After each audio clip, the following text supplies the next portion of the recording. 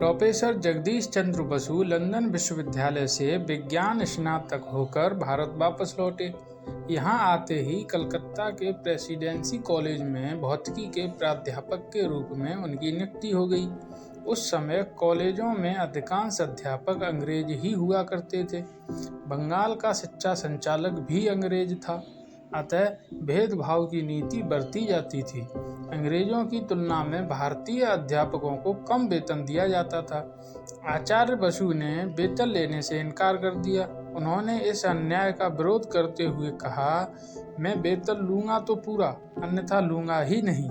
पूरे 3 साल तक उन्होंने वेतन लिया ही नहीं।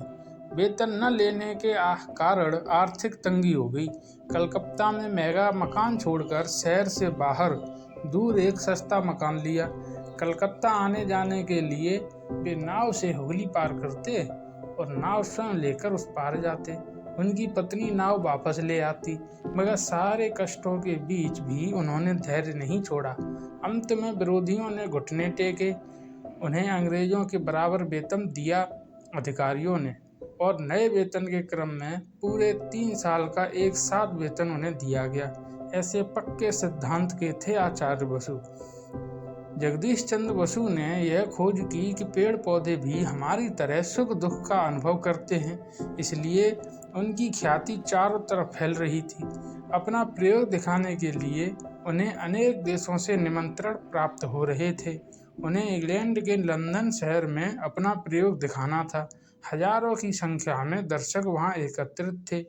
वहां उन्हें अपने प्रयोग में यह दिखाना था कि जिस प्रकार जहर देने से मनुष्य की मृत्यु हो जाती है, उसी प्रकार पेड़ पौधे भी जहर से मुरझा जाते हैं। सभी तैयारियां पूर्ण थीं। पौधे को इंजेक्शन के द्वारा जहर देना था। सभी दर्शक उत्सुकता पूर्वक प्रतीक्षा कर रहे थे। बसु जी ने पौधे को इंजेक्शन दिया। थोड़ी देर इंतजार करने के बाद भी जब पौधा नहीं मुरझाया, तब तो चारों तरफ शोर होने लगा और जगदीश चंद्र बसु भी इसे देखकर हैरान रह गए।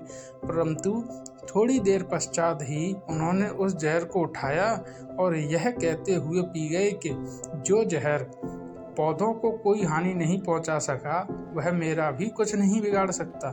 यह देखकर सभी दर्शक स्तब्ध रह गए और चारों ओर सन्नाटा छा गया।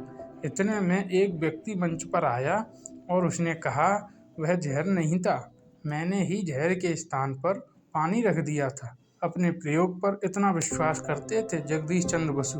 दोस्तों, हमें भी अपने आप पर पूर्ण विश्वास होना चाहिए।